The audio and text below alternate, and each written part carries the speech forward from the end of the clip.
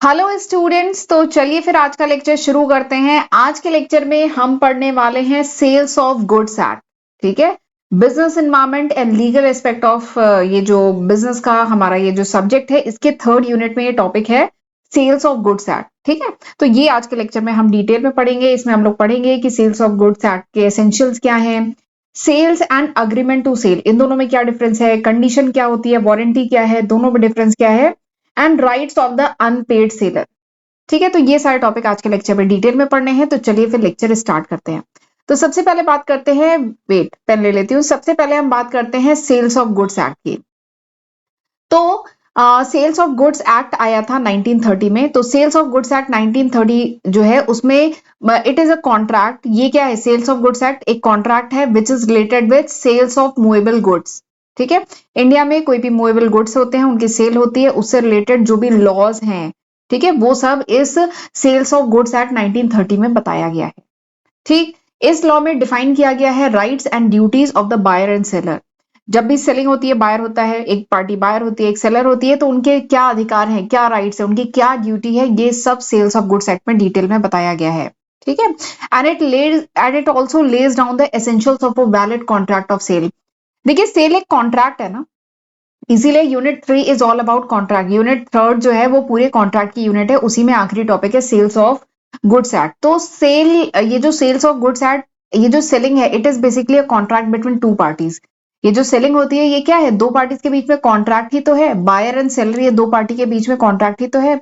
तो ये जो सेल्स का ये जो कॉन्ट्रैक्ट हो, ठीक है, ये वैलिड हो, उसके लिए क्या क्या इंपॉर्टेंट पॉइंट है, उसके लिए क्या क्या चीजें जरूरी हैं, एसेंशियल है, ये भी इस सेल्स ऑफ गुड्स एक्ट में बताया गया है।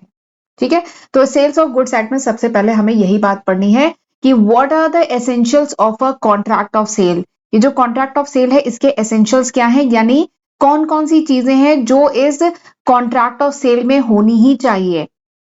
ठीक है, ये जो कॉन्ट्रैक्ट है ये वैलिड हो, इसके लिए कौन कौन सी इंपॉर्टेंट चीजें हैं जो इस कॉन्ट्रैक्ट ऑफ सेल्स में होनी चाहिए according to sales of goods act 1930। तो सबसे पहली जो इंपॉर्टेंट चीज है, ये जो कॉन्ट्रैक्ट ऑफ सेल्स है, इसमें सबसे पहली इंपॉर्टेंट चीज क्या है, क्या होनी चाहिए, that is there must be two party. कम से कम दो पार्टी होनी चाहिए। There must be two distinct party, दो पार्टी होनी चाहिए, एक बायर होता है, एक सेलर होता है। ऐसा नहीं हो सकता कि एक ही पर्सन एक ही समय पे बायर भी हो जाए, सेलर भी हो जाए, ऐसा नहीं हो सकता। ठीक है, तो कॉन्ट्रैक्ट ऑफ सेल में दो पार्टी होनी चाहिए, बायर सेलर। दूसरा इसका एसेंशियल एलिमेंट क्या है कि there must be some goods, यानी गुड्स होने चाहिए, कोई मूवेबल प्रॉपर्टी होनी चाहिए। The subject matter must be goods, यानी ये जो कॉन्ट्रैक्ट ऑफ सेल हो रहा है तो ये किसी चीज को लेके होगा ना, कोई सब्जेक्ट मैटर होगा, तो सब्जेक्ट मैटर गुड्स होने चाहिए, मूवेबल प्रॉपर्टी होनी चाहिए। ठीक है, इसमें मनी एंड एक्शनेबल क्लेम, ये टैक्स में भी आपने पढ़ा था। आपने मतलब जब आपने टैक्स पढ़ा होगा ग्रेजुएशन में तब। तो इसमें मनी एंड गुड्स में आपकी एक्चुअली इनकम टैक्स एक्ट में गुड्स की डिफिनीशन दी गई है, जिसमें बताया गया है कि मनी एंड एक्शनेबल क्लेम जो होते हैं वो गुड्स में नहीं आते। तो वहां आपने इनकम टैक्स जो पढ़ा होगा तब आपने ये चीज पढ़ी होगी। तो गुड्स में मनी एंड एक्शनेबल क्लेम नहीं आते हैं। ठीक है, एंड गुड्स में आपके एग्जिस्टिंग गुड्स, फ्यूचर गुड्स या कॉन्टिजेंट गुड्स, ये सब आते हैं। तीसरा जो एसेंशियल एलिमेंट है कॉन्ट्रैक्ट ऑफ सेल का, that is transfer of ownership. ठीक है, तो ownership of goods must be transferred और agree to be transfer from seller to buyer. यानी कॉन्ट्रैक्ट ऑफ सेल हो रहा है, यानी सेलर से बायर तक जो भी ओनरशिप है गुड की, ठीक है, गुड्स अगर खरीदे जा रहे हैं तो ओनरशिप हमें मिलेगी ना। अगर मैं बायर हूं, मैं गुड्स खरीदती हूँ, मुझे ओनरशिप मिलेगी। तो ओनरशिप मस्ट बी ट्रांसफर, या अग्रीमेंट होता है कि जब पेमेंट आप पूरा कर देंगे तो ट्रांसफर की जाएगी। ठीक है, ओनरशिप ट्रांसफर की जाती है तुरंत सेल के केस में, और ये ट्रांसफर की जाती है कुछ समय बाद agreement to sell. Agreement to sell के केस में क्या है कि मैं पूरा पेमेंट अभी नहीं कर रही हूँ, शायद मैं कुछ समय बाद भी, जैसे नहीं हम लोग कार बुक कराते हैं, ठीक है, तो वहां पे ओनरशिप जब कार आएगी 3 महीने बाद, सपोज करिए हमने कोई पर्टिकुलर कलर का हमने कार बुक कराई है, यही कलर चाहिए, तो 3 महीने बाद जब कार आएगी, जब मुझे मिलेगी, तब ओनरशिप ट्रांसफर होगी ना। तो वो क्या है, अग्रीमेंट टू सेल। ठीक, अगला जो एसेंशियल एलिमेंट है कॉन्ट्रैक्ट टू सेल का, that is price. There must be price. ठीक है, मनी कंसीडरेशन होना चाहिए, यानी एक पर्सन कुछ बेच रहा है, कोई गुड्स बेच रहा है, तो उसके बदले में उसे प्राइस मिलनी चाहिए।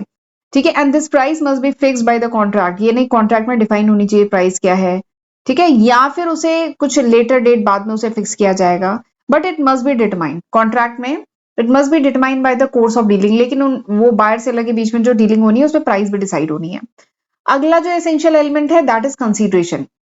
मतलब कुछ गुड्स दिए जा रहे हैं तो उसके बदले में there must be some consideration ना। कॉन्ट्रैक्ट के भी केस में, लॉ ऑफ कॉन्ट्रैक्ट में मैंने बताया था कि एसेंशियल एलिमेंट है कॉन्ट्रैक्ट का कि there must be some consideration, and यहाँ पे सेल के केस में consideration must be money only, वो केवल पैसा ही होना चाहिए। ठीक है, ये कोई बार्टर सिस्टम नहीं चल रहा है कि हमने कोई एक गुड दिया उसके बदले में हमें दूसरा गुड्स मिल रहा है, नहीं।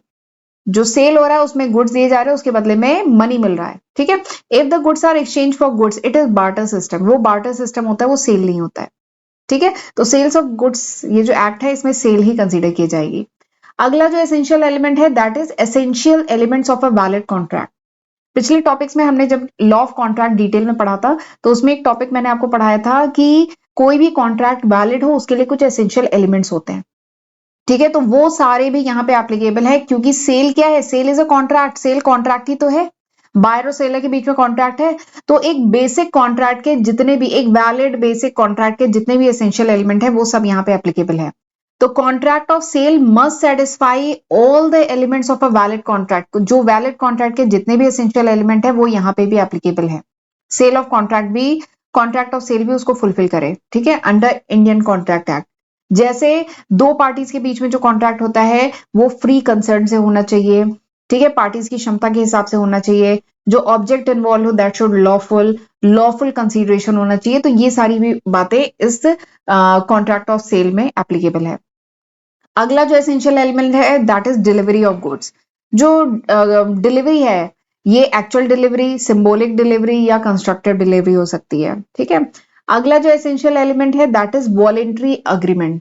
वॉलेंट्री अग्रीमेंट, ठीक है, यानी ये जो कॉन्ट्रैक्ट है must be entered into voluntary, यानी दोनों पार्टी अपनी इच्छा से इस कॉन्ट्रैक्ट में जाते हैं। कोई फोर्सफुल नहीं होना चाहिए, कोई फ्रॉड वगैरह नहीं होना चाहिए, मिस रिप्रेजेंटेशन नहीं होना चाहिए। ठीक है, वॉलेंट्री अग्रीमेंट होना चाहिए दोनों पार्टी के बीच में। ठीक है, तो these are the essential elements of the sale of goods act, sale of good act या जो सेल्स कॉन्ट्रैक्ट जो होता है उसके एसेंशियल एलिमेंट, ये 8 एसेंशियल एलिमेंट है। ठीक, चलिए आगे बढ़ते हैं। अब बात करते हैं next topic that is sales versus agreement to sell. Sale क्या होता है, अग्रीमेंट टू सेल क्या होता है? तो देखिए सेल्स ऑफ गुड्स एक्ट 1930 जो है, ठीक है, उसमें बताया गया है अ कॉन्ट्रैक्ट ऑफ सेल, जो कॉन्ट्रैक्ट ऑफ सेल है, ठीक है, जो कॉन्ट्रैक्ट है सेल का, इट मे बी सेल या it is agreement to sell. ठीक है, जैसे दो लोग हैं इनके बीच में कॉन्ट्रैक्ट हो रहा है सेल का, इनके बीच में कॉन्ट्रैक्ट हो रहा है सेल का, तो या तो वो सेल होगी या अग्रीमेंट टू सेल होगी। ठीक है, ये इस बात पे डिपेंड करता है कि जो ओनरशिप है क्या वो तुरंत ट्रांसफर की जा रही है या कुछ समय बाद ट्रांसफर की जा रही है। उसके बेसिस पे डिसाइड होगा कि ये सेल हो रही है कि अग्रीमेंट टू सेल हो रही है। ये बात समझ में आई? ये जो कॉन्ट्रैक्ट टू सेल है, कॉन्ट्रैक्ट ऑफ सेल, यानी इन दोनों के बीच में कॉन्ट्रैक्ट हुआ है सेल का। अब ये सेल भी हो सकती है या अग्रीमेंट टू सेल भी हो सकती है, ये डिपेंड करता है ओनरशिप, जो प्रॉपर्टी है ये कब पास की जा रही है फ्रॉम सेलर टू बायर। ठीक है, ये अगर सेलर है और इसने खरीदा है सामान, ये बायर है, तो ओनरशिप कब ट्रांसफर की जा रही है? सेल के केस में ओनरशिप तुरंत ट्रांसफर होती है। मैं दुकान पे गई, मोबाइल खरीदा, पैसे पे किया, मुझे तुरंत उसकी ओनरशिप मिल गई, तो दैट इज सेल। ठीक है, सेल क्या है? सेल एक कॉन्ट्रैक्ट है जिसमें ओनरशिप या जो प्रॉपर्टी है in goods is transferred immediately from seller to buyer. ठीक है, सेलर से बायर तक तुरंत वो प्रॉपर्टी ट्रांसफर हो गई। ठीक है, प्रॉपर्टी मतलब ओनरशिप उस गुड्स की। ठीक है, मूवेबल गुड्स होना चाहिए, मोबाइल हुआ, फ्रिज हुआ, एसी, टीवी, ये सब। एग्जाम्पल, जैसे सेलर, जैसे कस्टमर गया दुकान पे, मोबाइल खरीदा, तुरंत उसे डिलीवरी मिल गई, मोबाइल ले लिया, घर आ गया। ठीक है, तो ये सेल है। लेकिन अग्रीमेंट टू सेल का मतलब क्या है? जैसे मैंने गाड़ी खरीदी, बुक करा लिया, 3 महीने बाद आएगी। ठीक है, that is agreement to sell. तो अग्रीमेंट टू सेल भी एक कॉन्ट्रैक्ट है जिसमें transfer of ownership of good take place at a future date. यानी मुझे ओनरशिप कब ट्रांसफर होगी? 3 महीने बाद जब मेरी गाड़ी आ जाएगी। ठीक है, जो कलर मैंने बोला है जब वो आ जाएगी। ठीक है, और आफ्टर फुलफिलमेंट ऑफ सर्टेन, या तो ये केस है फ्यूचर डेट में, या कभी कभार क्या होता है कुछ कंडीशंस होती है कि मैं पार्शली पेमेंट कर रही हूँ। कोई सपोज करिए मैंने बड़ी चीज खरीदी है जिसका पेमेंट मैं पूरा एक बार में नहीं कर पा रही हूँ, मैं पार्शियल पेमेंट कर रही हूँ, तो ऐसी कुछ कंडीशंस भी होती है कि जब मेरा पूरा पेमेंट आपके पास पहुंच जाएगा तब मुझे ओनरशिप ट्रांसफर, तब मुझे गुड्स डिलीवर किया जाएगा, दिया जाएगा, ओनरशिप ट्रांसफर होगी। तो इसको कहते हैं agreement to sell, not deliver, यहाँ पर डिलीवर मत बोलिए, तब मुझे ओनरशिप ट्रांसफर होगी, तो इसे कहते हैं अग्रीमेंट टू सेल। ठीक है, जैसे ये वही जो कार का एग्जाम्पल मैंने बताया ये। ठीक है, दोनों के बीच में अगर डिफरेंस की बात करें, sale and agreement to sell के बीच में डिफरेंस क्या है? सबसे पहले ट्रांसफर ऑफ ओनरशिप, इसमें ओनरशिप तुरंत ट्रांसफर होती है, इसमें फ्यूचर में ट्रांसफर होती है, या कुछ कंडीशन बेस्ड होती है कि आपकी ये कंडीशन फुलफिल होगी तब ओनरशिप ट्रांसफर होगी। नेचर की बात करें, इट इज एग्जीक्यूटेड कॉन्ट्रैक्ट, ये एग्जीक्यूटेड कॉन्ट्रैक्ट है, जबकि ये एग्जीक्यूटरी है। ठीक है।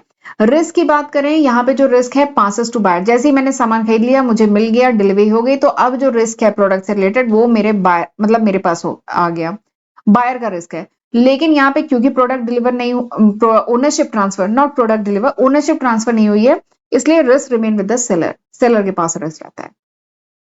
राइट ऑफ सेलर, सेलर का क्या राइट होता है? ठीक है, सेल के केस में can sue for price, seller जो है स्यू कर सकता है, यानी केस कर सकता है, ठीक है, फॉर प्राइस के लिए। लेकिन इसमें सेलर जो अग्रीमेंट टू सेल है, इसमें सेलर जो है वो केवल स्यू कर सकता है ओनली फॉर डैमेजेस।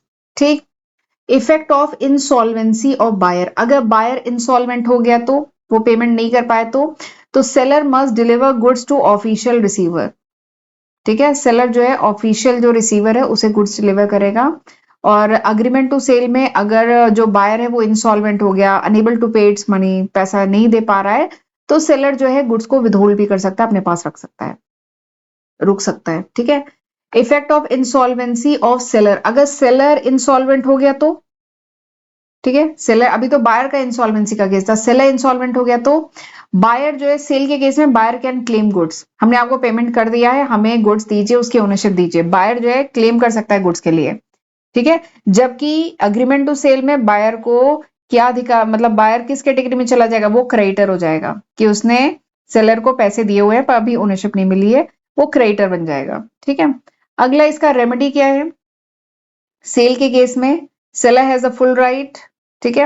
ये जो सेलर होता है, सेल के केस में सेलर को पूरा राइट होता है, जबकि सेल अग्रीमेंट टू सेल के केस में इसके पास लिमिटेड राइट होता है। ठीक है।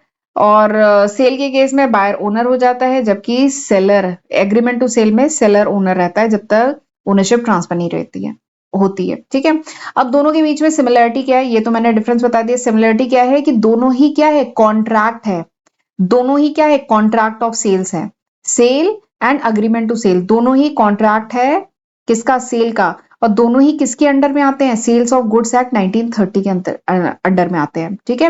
Both involve transfer of goods for a price, दोनों में क्या होता है, गुड्स को ट्रांसफर किया जा रहा है for a price. And both create legal right and obligation between buyer and seller, इन दोनों में ही लीगल राइट एंड ऑब्लिगेशन आते हैं, किस पे, मतलब ऑब्लिगेशन आते हैं बिटवीन बायर एंड सेलर। तो ये सिमिलरिटी थी, इतने सारे डिफरेंस थे। चलिए आगे बढ़ते हैं। अगला जो टर्म है जिसके बारे में बात करेंगे, that is condition versus warranty. ये सुना आपने बहुत होगा, कंडीशन अप्लाइड, कहीं कुछ सामान वगैरह लेने जाते हैं, कंडीशंस होती हैं। ठीक है, प्रोडक्ट में लिखा रहता है ना कंडीशन अप्लाइड। और वारंटी, बहुत सारे प्रोडक्ट होते हैं जिन पे वारंटी वगैरह मिलती है, जैसे गाड़ी में 3 बार और सर्विस, फ्री सर्विसिंग की वारंटी, और भी बहुत सारी चीजें आती हैं। तो ये क्या होता है, and sales of goods act 1930 में इसके रिगार्डिंग क्या बताया गया है, दोनों में क्या डिफरेंस है, क्या सिमिलरिटीज है, ये सब हमें पढ़ना है। ठीक है। तो जो कॉन्ट्रैक्ट ऑफ सेल है, under the stipulation in a contract of sale are classified into conditions and warranty. सबसे पहले तो ये जो टर्म है स्टिपुलेशन, इसका मतलब क्या होता है? स्टिपुलेशन मतलब होता है कंडीशंस, टर्म या रिक्वायरमेंट जो मेंशन है अग्रीमेंट ऑफ कॉन्ट्रैक्ट। ये जो अग्रीमेंट या कह लीजिए जो कॉन्ट्रैक्ट ऑफ सेल हुआ है दो पार्टीज के बीच में, बायर एंड सेलर के बीच में जो कॉन्ट्रैक्ट ऑफ सेल हुआ है, इसमें कुछ कंडीशन, कुछ टर्म, कुछ रिक्वायरमेंट मेंशन रहती है, जिसको स्टिपुलेशन कहते हैं।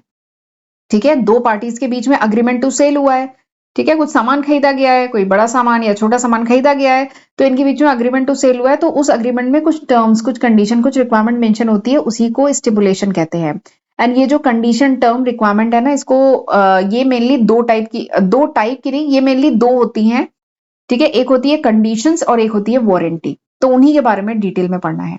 देखिए, under sales of goods act 1930 stipulation are the terms included in a contract of sale. Sales of goods act 1930 के अकॉर्डिंग स्टिपुलेशन क्या होता है, ये बेसिकली वो टर्म होते हैं जो कॉन्ट्रैक्ट ऑफ सेल में इंक्लूडेड होते हैं। एंड स्टिपुलेशन क्या क्या हो सकते हैं? स्टिपुलेशन में भी कंडीशंस हो सकती हैं या वारंटी हो सकती है, तो इन्हीं के बारे में डिटेल में पढ़ना है। कंडीशन जो होता है ना, this is a main term, जबकि वारंटी क्या है, दिस इज सेकेंडरी टर्म, ये बात ध्यान रखिएगा। जैसे अगर सेलर अग्री हुआ है, ठीक है, to deliver a new red car, ठीक है, सेलर अग्री हुआ है कि वो बायर को न्यू रेड कार डिलीवर करेगा। ठीक है, तो इसमें क्या है, न्यू, एक तो न्यू होनी चाहिए, रेड। ठीक है, तो these are the stipulation of the contract, ये कॉन्ट्रैक्ट के स्टिपुलेशन है, ये कुछ टर्म एंड कंडीशन है जो डिफाइंड है कॉन्ट्रैक्ट में। ठीक है, तो स्टिपुलेशन बेसिकली क्या है, स्टिपुलेशन वो कंडीशन है, वो टर्म है इन अ कॉन्ट्रैक्ट। ठीक, चलिए आगे बढ़ते हैं। अब ये जो कंडीशन ऑफ वारंटी, ये जो दो स्टिपुलेशन दो हो सकते हैं। ठीक है, कंडीशन एंड वारंटी, अब इनके बारे में डिटेल में पढ़ना है। तो कंडीशन क्या होती है, व्हाट इज कंडीशन? तो कंडीशन एक स्टिपुलेशन है that is fundamental to a contract. किसी भी कॉन्ट्रैक्ट में जो सबसे बेसिक, सबसे फंडामेंटल स्टिपुलेशन होता है वो होता है कंडीशन। ठीक है, and if it is breached, अगर कंडीशन फुलफिल नहीं हो रही है, वो ब्रीच की गई है, then buyer can reject the goods and terminate the contract.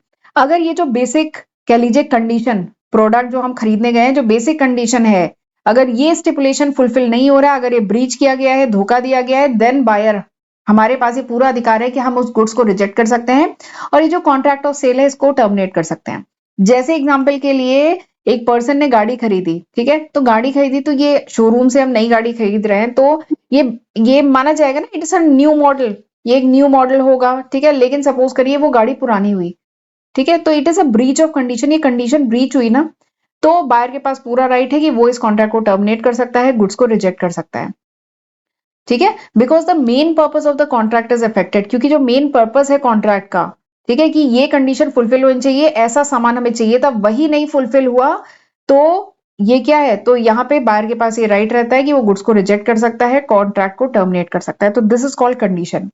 अगला जो टर्म है दैट इज वारंटी। वारंटी क्या है, वारंटी भी स्टिपुलेशन है that is secondary to the main purpose of contract. ठीक है, वारंटी क्या है, सेकेंडरी है, मतलब कोलेट्रल है। वारंटी भी एक स्टिपुलेशन है विच इज कोलेट्रल या सेकेंडरी है to the main purpose of the contract. ठीक है, its breach gives the right to claim damage only. ठीक है, अगर ये जो वारंटी है ये अगर ब्रीच की गई, यानी जिससे हमने सामान खरीदा है, जो सेलर है वो अगर वारंटी ब्रीच कर दे, यानी डिफॉल्ट कर जाए, हमें वारंटी पे हमारा प्रोडक्ट था वो फुलफिल नहीं करे, तो हम, ऐसा नहीं है कि हम जो कॉन्ट्रैक्ट है वो टर्मिनेट कर सकते हैं, ये सब नहीं कर सकते, गुड्स को रिजेक्ट कर दे, ये नहीं कर सकते। We have the right to claim damage only, हम केवल जो डैमेज हुआ है उसी को क्लेम करने का राइट होगा हमारे पास, बीइंग अ बायर। ठीक है, तो वारंटी और कंडीशन के बीच में ये बहुत इंपॉर्टेंट डिफरेंस है। वारंटी क्या है, this is secondary, this is collateral to the main purpose of contract, यानी कॉन्ट्रैक्ट में मेन पर्पस नहीं होता है, इट इज सेकेंडरी, और अगर ये ब्रीच हुआ है तो बायर के पास केवल इतना ही राइट होता है कि वो डैमेज के लिए क्लेम कर सकता है। एक रेफ्रिजरेटर है, उसे बेचा गया था, ठीक है, हमने खरीदा एक रेफ्रिजरेटर, उसमें प्रॉमिस था कि free servicing will be provided for 1 year, या एसी खरीदा, 1 साल तक फ्री सर्विसिंग मिलनी थी, ठीक है, लेकिन सर्विसिंग नहीं दी गई, तो ये क्या है, ब्रीच ऑफ वारंटी। तो हम केवल डैमेज के लिए क्लेम कर सकते हैं, हम ऐसा नहीं कि कॉन्ट्रैक्ट को टर्मिनेट कर सके हैं या गुड्स को हम रिजेक्ट कर सकते हैं, तो ऐसा नहीं कर सकते, we can only claim for the damage, damage के लिए क्लेम कर सकते हैं। ठीक है, बीइंग अ बायर। आगे बढ़ते हैं, इसके बीच में डिफरेंस क्या है, कंडीशन एंड वारंटी में डिफरेंस क्या है। कंडीशन क्या है, this is the essential stimulation of the contract. जो कंडीशन होती है it is the essential stipulation of the contract, जबकि ये क्या है, सेकेंडरी या कोलेट्रल स्टिपुलेशन है। ठीक है, कंडीशन क्या है, it goes to the root of contract, जो कंडीशन होती है ये रूट ऑफ द कॉन्ट्रैक्ट होता है, जबकि ये सेकेंडरी होता है, मेन पर्पस का सेकेंडरी होता है। कंडीशन में बायर में reject good and terminate the contract, बताया था ना, कंडीशन के केस में अगर कंडीशन फुलफिल नहीं होती है, सामान तो जब हम खरीद रहे हैं तो नया सामान, अच्छा सामान होना चाहिए ना, बेसिक फंक्शन परफॉर्म होने चाहिए, पर वो अगर ब्रीच होता है तो मेरे पास पूरा राइट है कि मैं गुड्स को रिजेक्ट कर दूं, कॉन्ट्रैक्ट और सेल को टर्मिनेट कर दूं। लेकिन वारंटी अगर फुलफिल नहीं होती है तो we can claim only damage. ठीक है, इसमें अगला कंडीशन के केस में कॉन्ट्रैक्ट में बी रिपुडिएटेड, रिपुडिएटेड मतलब कॉन्ट्रैक्ट को कैंसिल भी कर सकते हैं, रिपुडिएटेड मतलब कैंसिल करना, टर्मिनेट करना, रिजेक्ट करना। ठीक है, लेकिन इसमें कॉन्ट्रैक्ट रिमेन वैलिड, वारंटी में कॉन्ट्रैक्ट टर्मिनेट नहीं होता है। ठीक है, इसमें रिजेक्शन ऑफ गुड्स कर सकते हैं, डैमेज को क्लेम कर सकते हैं, यहाँ पे केवल डैमेज को क्लेम कर सकते हैं। It is more important, condition more important है, this is less important. It insure main objective fulfil, ये इंश्योर करता है कि मेन ऑब्जेक्टिव फुलफिल होना चाहिए। इंश्योर एडिशनल प्रोमिसेस, वारंटी में तो क्या है, एडिशनल प्रॉमिस कि हम सर्विसिंग देंगे, हम इसके साथ और ये चीजें देंगे, तो ये तो वारंटी तो क्या है, एडिशनल एडिशनल प्रोमिसेस है ना, पर कंडीशन तो मेन चीज है, इट मस्ट बी फुलफिल, ये फुलफिल होनी चाहिए। और दोनों के बीच में अगर हम सिमिलरिटीज की बात करें तो सबसे पहली सिमिलरिटी क्या है कि both are stimulation stipulation in a contract of sale. Contract of sale के दोनों क्या है, स्टिपुलेशंस हैं, दोनों टर्म एंड कंडीशन रिक्वायरमेंट है, ठीक है। दोनों both provide the legal protection to the buyer. ये जो कंडीशन है वारंटी है, ये दोनों बायर को लीगल प्रोटेक्शन प्रोवाइड करती है। ब्रीच ऑफ ईदर में रिजल्ट इन कंपनसेशन, यानी अगर इनको फुलफिल नहीं किया गया, ब्रीच किया गया, डिफॉल्ट किया सेलर ने, तो देयर इज ए चांसेस कि बायर को क्या मिले, कंपनसेशन, ठीक है। तो this was all about conditions versus warranty. आगे बढ़ते हैं, राइट्स ऑफ अनपेड सेलर, यानी अगर अनपेड सेलर है, वो सेलर जिसने सामान बेचा है लेकिन पेमेंट उसको पूरा नहीं मिला है, तो उसको हम कहेंगे अनपेड सेलर, ठीक है। तो उसके राइट्स क्या हैं, उसके अधिकार क्या हैं। तो सेल्स ऑफ गुड्स एक्ट 1930 में बताया गया है, seller is said to be unpaid. Seller को अनपेड कब कहा जाएगा, when the whole price has not been paid, जब उसको पूरी प्राइस पे नहीं की गई है, या फिर उसको चेक वगैरह कुछ दिए गए थे और वो क्या हो गए, डिसऑनर हो गए, तो उसे कहेंगे अनपेड सेलर।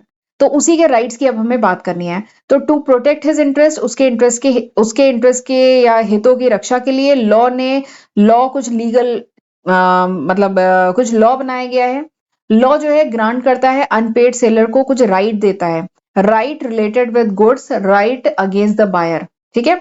अगर कोई अनपेड सेलर है, उसको पूरा पेमेंट नहीं मिला या चेक वगैरह दिया गया जो बाउंस हो गया, तो उस केस में लॉ के तहत उसको कुछ अधिकार दिए गए हैं। वो अधिकार दो कैटेगरी में बांटे गए हैं, अधिकार अगेंस्ट द गुड एंड अधिकार against the right against the buyer, ठीक है। तो एक एक करके हम पढ़ेंगे। तो right of unpaid seller against the good, goods के अगेंस्ट हमें क्या राइट है, अगर मैंने कोई सामान बेचा, उसका पेमेंट मुझे मिला नहीं, तो मेरा क्या राइट है। मेरा सबसे पहला राइट है right to lien, right of lien. Right of lien मतलब मैं क्या है, मैं गुड्स वापस ले सकती हूँ, मुझे पूरा पेमेंट नहीं किया तो हम गुड्स वापस ले सकते हैं। तो right to retain position of goods until payment is made, जब तक पेमेंट नहीं हो जाता हम उसको रीपोजिशन कर लेंगे, वापस फिर से ले लेंगे, ठीक है। ये एप्लीकेबल कब होता है, when the goods are sold without credit, जब गुड्स बिना किसी क्रेडिट के बेचा गया है, या क्रेडिट पीरियड, यानी हमने आपको 2 महीने का समय दिया था पेमेंट के लिए, आपने पेमेंट नहीं किया, तो अब हम गुड्स को वापस ले सकते हैं। बायर बिकम इंसॉल्वेंट, या बायर इंसॉल्वेंट हो गया है, अब वो असमर्थ है पेमेंट करने में, तो ये है राइट ऑफ लीन, ठीक है। अगला क्या है, right of stoppage in transit. अगर सपोज करिए गुड जो है ट्रांजिट में है, न बायर के पास है न सेलर के पास है, वो रास्ते में है गुड, ठीक है। तो right of stoppage in transit, तो सेलर के पास ये राइट है, right to stop goods while they are in transit if buyer become insolvent. अगर बायर इंसॉल्वेंट हो गया है, बायर पेमेंट करने में असमर्थ है, तो सेलर के पास ये राइट होता है कि वो जो गुड्स रास्ते में है उसको वहीं पे रोक दे, ठीक है। सेलर में टेक एक्चुअल पोजीशन, सेलर जो है उसका फिर से पोजीशन ले सकता है, और जो कैरियर है उसको नोटिस भेज सकता है, ठीक है। तीसरा जो राइट है सेलर के पास, that is right of resale. अगर आप हमें पैसा नहीं दे रहे हैं, ठीक है, तो हम क्या करें, इस गुड्स को हम दोबारा बेच सकते हैं, ठीक है, अगर पैसा पूरा नहीं दिया तो वही है, सेलर जो होता है may resale the goods, seller resale कर सकता है गुड्स को, स्पेशली उस केस में if the goods are perishable, goods perishable है यानी एक समय तक ही रहेंगे, उसके बाद वो सड़ जाएंगे, खराब हो जाएंगे, ठीक है। तो उस केस में रीसेल कर सकता है। If the seller give notice to buyer and buyer fail to pay, seller ने बायर को नोटिस दी कि भाई पेमेंट कर दो, बट बायर फिर भी पेमेंट नहीं कर पा रहा है, तो इसके पास ये राइट है कि उसे सेल कर सकता है, ठीक है। If seller expressly reserve the right of resale, और स्पेशली अगर सेलर के पास, सेलर ये राइट रिजर्व कर रहा है कि वो इसको रीसेल कर सकता है, तो भी सेलर इसको रीसेल कर सकता है, ठीक है। आगे बढ़ते हैं, अब बात करते हैं राइट ऑफ अनपेड सेलर। ये जो अनपेड सेलर है इसके और क्या राइट हैं, ठीक है। तो गुड्स के अगेंस्ट क्या क्या राइट है वो हम पढ़ चुके हैं, अब हम पढ़ने जा रहे हैं बायर के अगेंस्ट क्या क्या राइट है, ठीक है। ये सेलर है, इसको पूरा पैसा नहीं मिला, सामान इसने दे दिया पर इसे पूरा पैसा नहीं मिला, तो अब ये बायर के अगेंस्ट क्या क्या कर सकता है। सबसे पहला है स्यूट फॉर प्राइस, वो प्राइस के लिए कि जो पैसा है वो दे, इसके लिए वो केस कर सकता है, ठीक है। When the ownership has pass to buyer and price is unpaid, जब ओनरशिप पास हो गई है लेकिन प्राइस अनपेड है, and when the and also when price is payable on specific date, price payable है स्पेसिफिक डेट पे, तो उस केस में भी वो प्राइस के लिए स्यू कर सकता है, केस कर सकता है। अगला क्या है, स्यू फॉर डैमेज, वो डैमेज वगैरह के लिए भी केस कर सकता है। When buyer wrongfully refuse to accept और पे फॉर गुड्स, जब बायर जो है उस गुड्स को एक्सेप्ट करे और उसके लिए पेमेंट करने से मना कर सकता है, तो उस केस में ये जो सेलर है ये डैमेज के लिए भी केस कर सकता है। अगला क्या है, स्यू फॉर इंटरेस्ट, यानी इंटरेस्ट भी तो लग रहा है, ब्याज जा रहा है ना, तो सेलर अगर हमें पैसा नहीं मिल रहा है तो इंटरेस्ट के लिए भी सेलर जो है can claim interest on unpaid price, जो भी अनपेड प्राइस है उस पर जो इंटरेस्ट है उसके लिए भी क्लेम कर सकता है। ठीक है। अगला क्या है, स्यू फॉर एंटीसिपेटरी ब्रीच, यानी if buyer repudiate contract before due date, यानी अगर बायर ने कॉन्ट्रैक्ट को कैंसिल कर दिया है before the due date, seller तो उस केस में सेलर ट्रीट करता है contract as cancelled and revoked and wait till due date, उसके बाद वो उसे स्यू कर सकता है। अगर बायर ने सपोज करिए ये बायर जो है उसने कॉन्ट्रैक्ट को कैंसिल कर दिया है, तो उस केस में जो सेलर है, सेलर या तो उसको कैंसिल करे, ठीक है, सेलर भी उस कॉन्ट्रैक्ट को कैंसिल वो करे, या फिर वो ड्यू डेट, जब तक पेमेंट की डेट है उस ड्यू डेट तक वेट करे और फिर उसके बाद वो बायर को स्यू कर सकता है, केस कर सकता है उस पर। ठीक है। तो ये सारे राइट हैं किसके पास, सेलर के पास। तो ऐसे करके डायग्राम बना के भी शो करेंगे तो मतलब एक अच्छा इंप्रेशन पड़ता है। ये है right of an unpaid seller.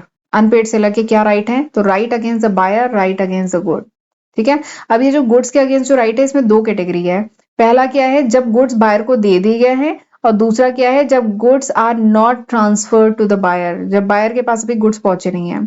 तो दोनों ही केस में ये राइट रहता है, right of lien, right of stoppage, अगर इन ट्रांजिट है तो स्टॉपेज पे ही रोक दे, राइट ऑफ रीसेल। ठीक है। और अगर नहीं पास हुए हैं तो विदहोल्ड द डिलीवरी, यानी डिलीवरी रोक दे।